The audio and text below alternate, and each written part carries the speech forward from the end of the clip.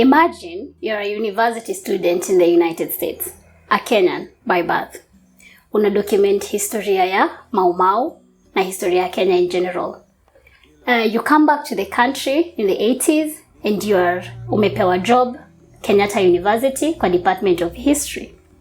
So you're documenting Mau Mau history, you're teaching your students about their true history.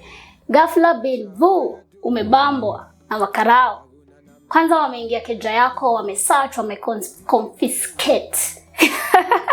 They have taken all your research findings, all your academic papers, academic certificates, everything you have been putting together for years. And suddenly, you are the enemy. Suddenly, wewe ndio unaleta noma kwa nchi yako. This is the fate of one of the people we love so much here at Liberating Minds, Maina Wa Kinyatti, Professor. And all of that trouble was to bring us this book, History of Resistance in Kenya. Imepitia mambo mengi sana, including the manuscript for this book was confiscated when the professor was arrested. But kwa sababu alikuwa mjanjez, he had taken a raw manuscript to his shags in Murang'a. Just in case makarao wakam wachukue manuscript, at least kuna enye nimeficha enye wase hawaizi chukua. So alibambwa, akapelekwa community prison through torture. He was tortured, he was beaten, he was humiliated. Na mse alikuwa amezoea life fiti. Unasikia alikuwa student wapi? State O. Amekaa yeni lecturer uni. Hey, life may change all of a sudden. Kwanza makarao planted a document called Moi's Divisive Tactics in one of Mwalimu's vitabus and research files. So today, Mwas and I proudly bring you the work and research work of Mwalimu Maina Wa Kinyatti and every other person who helped in the process of us tufikiwe na hii kitabu. So this is very precious material. Mwas. Yes, the struggle to record our history. Yes. And then Professor Maina Wa Kinyatti amepitia yote just to record our history. I just want to go to the prologue of this book, Wanjira, on our history and its significance. Mm-hmm. And just to read the first 2 paragraphs of this book, History of Resistance in Kenya. It says, history for most of us is something we have been taught in school about our past and place in the world. It comes to us out of tedious textbooks, generally written by foreigners. Most Kenyan historians have added little to our understanding of whom we are, tending to see our pre-colonial history as a series of aimless wanderings and endless genealogies. Their writing seems as aimless as the migrations that they set out to trace and leave us with a stunted understanding of our past. Our history must properly be seen as a record of the efforts of our people to transform nature for their own use. Our societies were never static. Our people had contact, often extensive with each other and with foreigners who visited our shores. Sometimes these contacts were violent, taking the form of warfare and raiding. More often, they were peaceful, with material conditions of existence being gradually modified by barter and negotiation between ethnic groups. Some groups were expanding in numbers and land use before the British arrived. Thank you very much, Mwas, for that snippet. History ni ya kutuambia our place in the world. Na historia yenye tumefunzwa, by the way book, inasema we were not going to be taught our true history, the Mau Mau history, unless it was distorted history. So us here, we are trying to combat that distortion of history. We're trying to give a true record of history. Manze historia ni identity. Mse akikunyang'anya identity inakuwa story mob sana. So we want to go right into it, and we will take quite some time in this book because it is extremely important. And we will start with the resistance ya coastal region. Yeah. Maybe perhaps as you begin the history of coast. Is that the book actually begins in 1880 to 2002.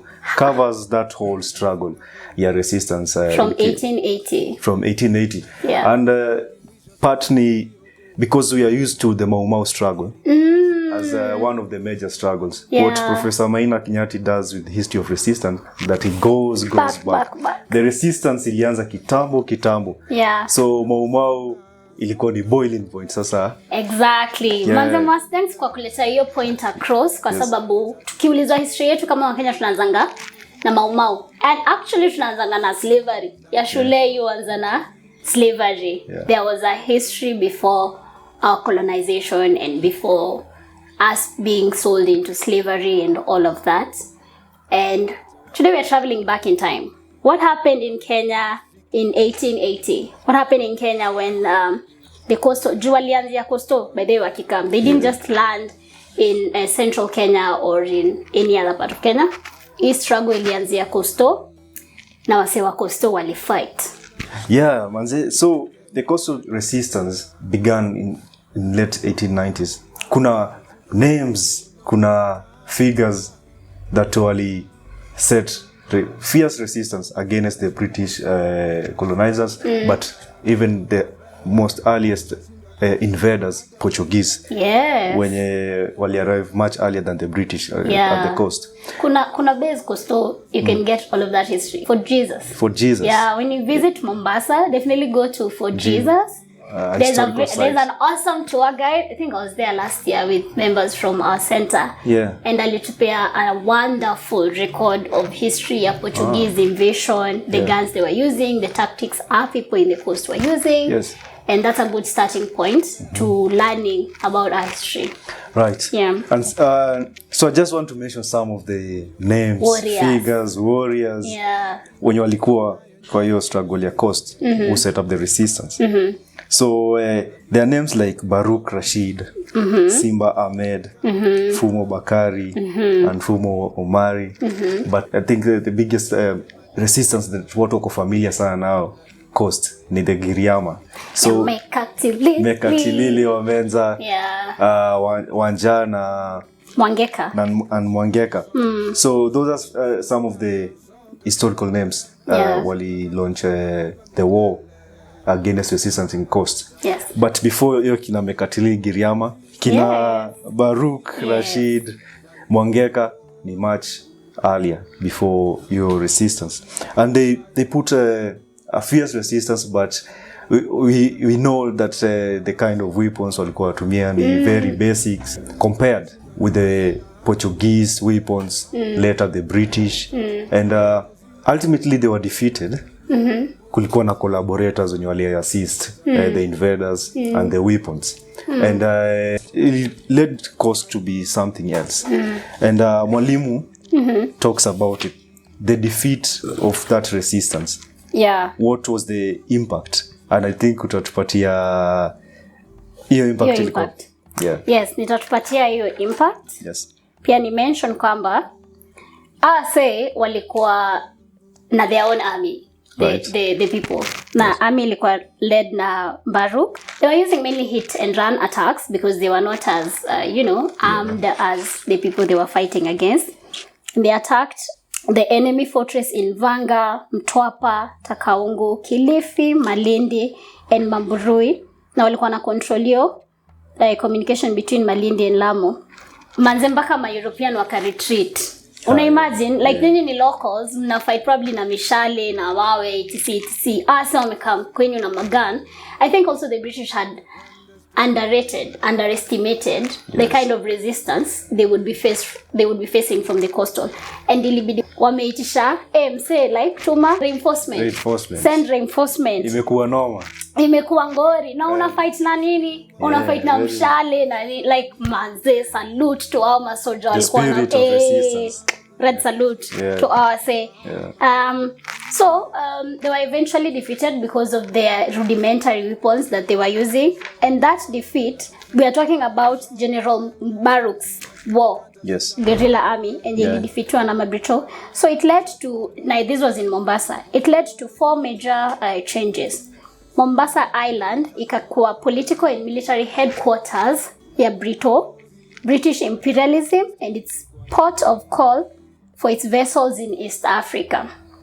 Secondly, Arab immigrants na Waswahili wakakuwa forcibly conscripted into the British invading force. Conscripted ni mnafosiwa ku fight for the British against the people. They played a savage role in the conquest of the rest of the country. Thirdly, Kiswahili ikakuwa the main language ya trade at the time. Kiswahili became the language of trade and the invading British army. It's almost like before come Kenya, lazima ungepitia daro ya SWA. And it's interesting that years later, Kiswahili is the language of the African Union, is the language that inakuwa, it was passed. That Kiswahili becomes the language wa Africa. It's interesting that totally in South Africa they want to start teaching Swahili in school, man. In school. Yeah, and then fourth, European and Asians flocked to the country with one aim. Like sasa si wamedefeat hiyo force ilikuwa inasema mse in nchi yetu wamwezi come to mtubebe wana hivyo. Now when they defeated, it like opened a floodgate for Europeans and foreigners to come and plunder our continent, our country, our resources.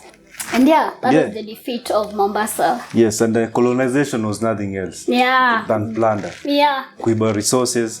It was very, very brutal. Yeah. Maybe that's a powerful point. Maybe a reminder. Pull up. Very brutal. Ilikuwa ni wizi. Ilikuwa ni wizi. Na kwa nini? Kwa nini wamesema manze Afrika? Afrika tunakam. Kuchukua resources. Kudhulumu watu wenu.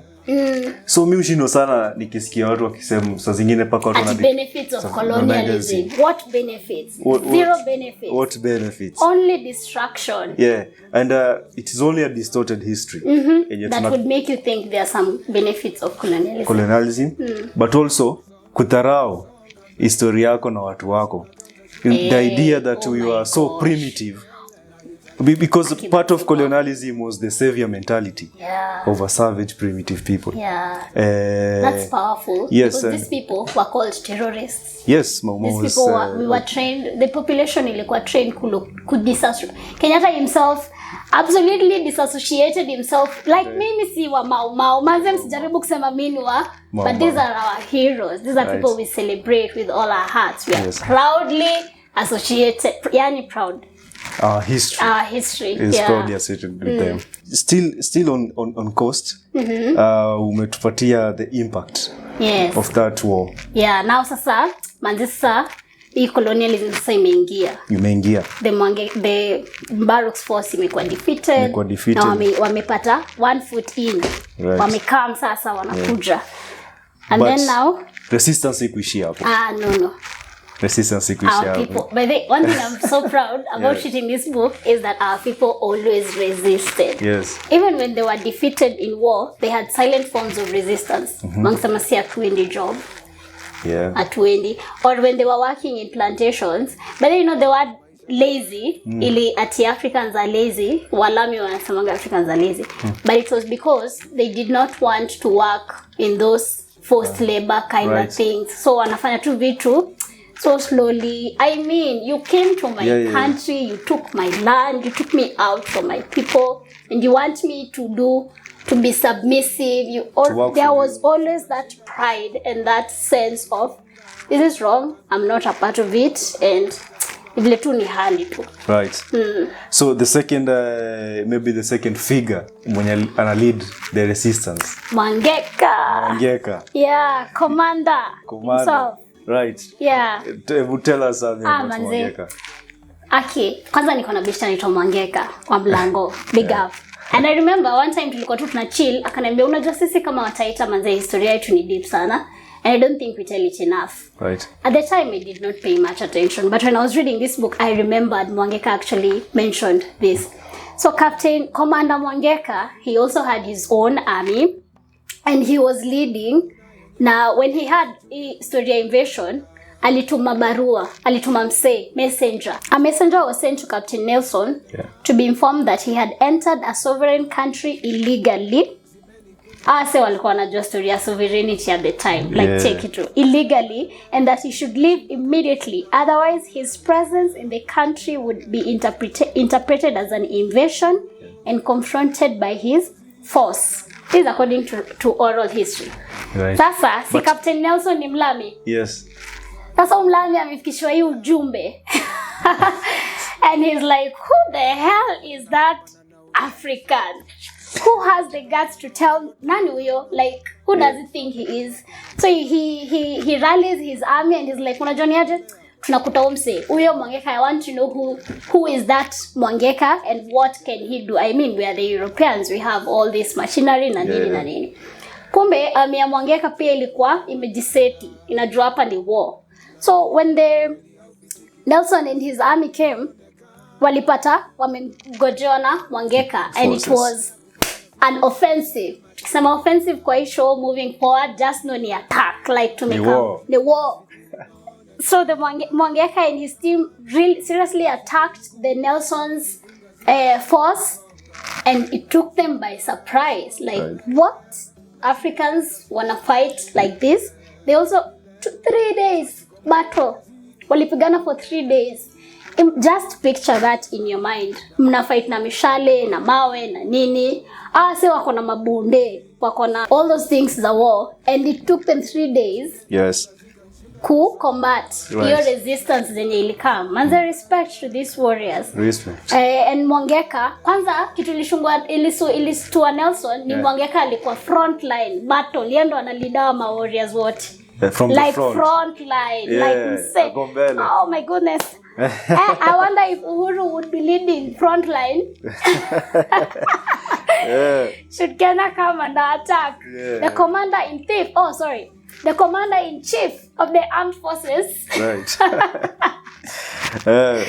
Yeah. So unfortunately, Mangeka died in battle. Right. But this is just to demonstrate that Africans did not take in colonialism lying down. They did not accept it. They fought it with all their might. Actually, just after Mangeka died, na forces zake zimekuwa defeated, I could just add a brief snippet. Sure. In 1898, 2 great battles took place in the Mgangi and Irisi regions. Sure. The resistance spread into the Taveta country and beyond. It took the British invaders a total of 8 years to conquer the Taita Taveta people, despite their overwhelming military superiority. However, the conquest of the Taita Taveta country was not the end of the resistance in the coastal region. Imagine 8 years. 8 years mko. Yeah. Wow. So it was automatic. The conquest was... It was not automatic. That easy. It was not easy. Right. Wow, this is so beautiful. So, amazing. Wanjira, it's also not the end of the resistance. So, Mangeka amekuwa defeated. Yeah. Baruch alikuwa defeated. So, it's a resistance over the years. So, we enter into another... Now we enter into the Makatilili and the Giriyama Resistance. I think it's the most popular coastal resistance. Yeah. And it's just... hii tunafunzwanga shule, but we also mention the second figure kwa hii resistance ya Giriyama, ya Mekatilili and Wanje. Yes. Sasa, Giriyama Resistance ilianza 1911 and 1914. Also, this was the time World War, the First World War, ilikuwa inaanza. So the Brito wana fight huko maju na bado wanapambana na, you know, again, they underestimated the kind of resistance they would receive from the Africans because the Africans were not as armed as they were. Fierce battle took place between Giriyama Resistance and the British occupiers. This resistance serves as an excellent illustration of the link between opposition to colonial rule and wage labor. Kwa sababu hii ndio time sasa ilikuwa lazima ulipe hard tax, lazima work, uende job for, now ulikuwa ati you only have to pay in cash. And cash was very foreign to the African... The money economy. Person, Like, Mwafrika bora uko na land yako, una grow food yako, that's all you needed. And I think that's all we always need more. I think we complicate life way too much. We need the basics. We need to basics. Yeah. Ukiwa na land, uko na keja, right? You know, you can even put up your own structures. Squeezing on YouTube, there are very many ways to build. You don't have to build this kawaida makeja. There are very creative ways to build, especially in tune na nature. Right. Yeah. And you have where una grow food yako na grow food yangu. Akwambia wewe Moi sijui ni neighbor. Grow 1 to 3. Mimi grow 1 to 3 and then we will barter trade. You know, life becomes a lot. We don't need money for what? Na money imekuwa so Anyway, this was a foreign concept introduced to the African people, and this is what now the Giriyama people were trying to fight. What do you mean I have to pay heart tax? Right. There was even the breast tax kind of thing. If you have, alafu your time Africa walikuwa polygamous. Right. So kama uko na mawaifu 4 5, you'll pay breast tax for all those wives and even your daughters. So you really had to go out there and tafuta. And this has continued even today. Like tax by the new colony ingine serious. Hizo tactics zote ni kufanya watu wa provide labor. Watu wa provide labor. Cheap labor. Cheap labor. Which is what the Giriyama people were trying to fight. And they resisted. They resisted. They resisted so much so that the British had to kill 600 women, children, and men of the Giriyama people. 600. Say strategy ilikuwa moja, kill and destroy everything. Jupia wase walikuwa wameharibika. Like mse uwezi kamlandi yetu utudunoma hii design. Let me read what Mekatilili told her people. How can we sit back when our sons are taken away for forced labor? When our daughters are raped in broad daylight by the foreign devils and their local henchmen? How can we sleep in peace when our land, our country, is forcibly occupied and our national culture prostituted? Where is our pride and national commitment? Where is our pride and national commitment? Wow, this is so powerful. From Mekatilili. Oh my. Sasa anarali watu wake, like msay, man and woman, youth and everybody, how can we sit back when this is happening in our land? This is happening in 1914. So Mekatilili and Wanje wa Mwandori Kola, the Giriyama rose against the British occupiers in open defiance, like, we refuse. And she was able to mobilize so many people of the Giriyama. Eventually, the whole Giriyama country became like a guerrilla army against the British. Because also the oppression that was meted upon them, ilikuwa oppression ingine pia serious. Villages were burned down, granaries were burned down. When that happens, amna food, yani ni kunoma. It was a very sad period in our country at the time. Mekatilili and Mwanje walibambwa for their role in the resistance in 1914, and wakapelekwa Kisii. Wakapelekwa Kisii. They were tortured also. They were tortured, beaten, humiliated. You know, the same by the system haikuangi na creativity. The same things they did in the same tactics they use. Maybe they feature it, but it is still the same thing. The same divisive tactics that they used back then. Divide and rule, torture, etc. But when Mekatilili and Mwanje were arrested, imagine when they break out of prison and walked back from Kisii to Giriyama land. From Kisii to Giriyama land. Wali walk, manze walitembea. Why? But I think it also tells us what kind of people tulikuwa. Because to walk from Kisii back to Giriyama, it means walikuwa napita through villages. Na walikuwa wanakuwa wanakaribishwa, wanapewa food. That's an amazing aspect. Venye tu Afrika walikuwa. Tunapendana sana. So there's no way wangemeka back to Giriyama without help ya Afrika wenzao. Food, wanapata energy ya kumove. Na pia solidarity. People understand what they are fighting for. Wana acknowledge resistance yao against the British colonialists. So wamewaona, hawakwenda kuambia makarao. That's so emotional. Hawakwenda kuambia wale wafungwa ndo hao. Instead they gave them food. And by the way, there was a prize for whoever catches Mekatilili. Yes, there was a prize. There was a prize. So na hakuna mtu alimpatiana. So patia food, continue na journey. Back to Kisii. Thanks. And my grandmother was telling me how actually there was a granary uko kwa barabara, ushago kitu ndani kidogo, but kulikuwa na mahali mnaeka food na maji for whoever is passing. Through, just to find something on the way. Because there is a lot of produce from the shamba. You eat some, you store some in the granary, and then you wekea mwenye anapita, kwa sababu hiyo time pia kulikuwa na a lot of long distance traders, etc. And also identity. We did not have ati ID ama passport kuji-identify. Your identity was your hair and your skin color. That's all that was needed for someone to know you're African. You're like us. You're in our land. Anyways, back to our resistance. So Mekatilili alitumia tactic ya kutumia oath ndio kuleta wase pamoja. This is what Ngugi wa Thiong'o writes about Mekatilili and the Giriyama Resistance. Mekatilili administered oath of loyalty and unity to forge oneness among the Giriyama people and other related nationalities. She set up a parallel government and installed Wanje wa Mwandokorila as its administrative head. In the anti-imperialist oathing ceremonies, the youth swore loyalty to this national government. They swore to never again pay taxes to the colonial regime or to accept the call for forced labor. They all swore to remain steadfast and unwavering in their aim to drive out the British enemy from the coastal Kenya. I think Mekatilili was way ahead of her time. Or rather, it is the situation that ilikuwa lead into making such radical attempts at having a free Giriyama people. Right.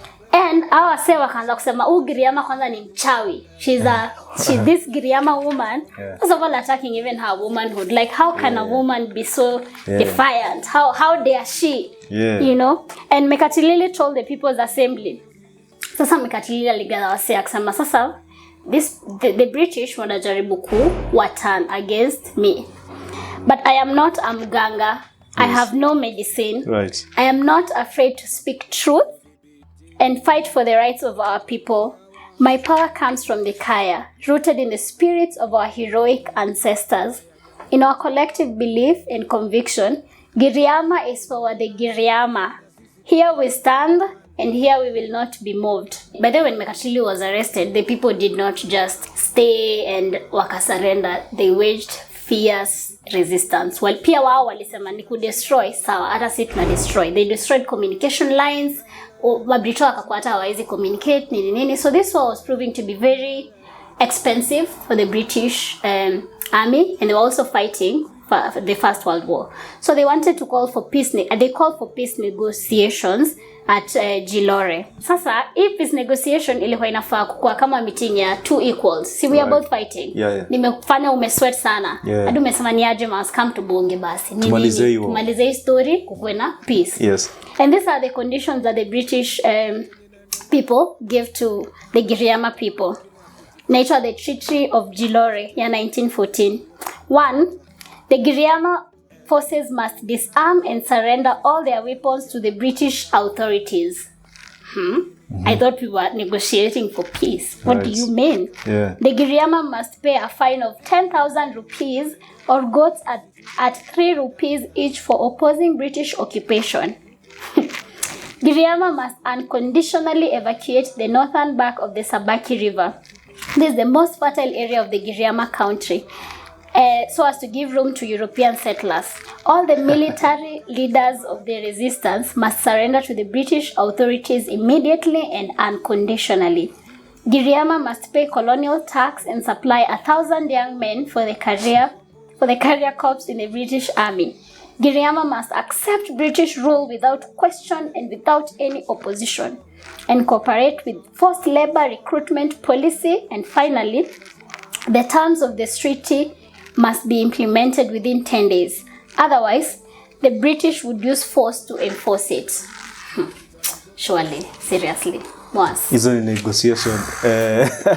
I roll on that one. Yeah, hakuna negotiation hapo. Nothing. Hakuna negotiation hapo. Actually, ni arrogance of the British. Such arrogance. At the time. Are you aware? So, nyindo mme-attack. Hey. Nyindo muna brutalize watu. A very peaceful people. Then muna put out demands, paid 10,000 rupees. Are you crazy? For what? For the damage Coast. So regardless, Wanjira, hii battle ya Coast, there are a lot of lessons to be learned. Actually, we didn't mention that it actually delayed the construction of the Uganda-Kenya Railway, the one that was taking place by several years. Were it not for the resistance at the coast, ingeisha kitambo. But there are lessons we get from the resistance at the coast. For instance, the armed struggle launched by our watu wetu at the coast is the same armed struggle launched by the Mau Mau. Yeah. The use of oath, Mekatililia kisitiza. We know how oath taking was very important to the Mau Mau War. Kenya hii book inatuonyesha is that Mau Mau War ni an extension of people's resistance. Yes. While unique on its own way, there are a lot of things that really pick from the resistance at the coast with others.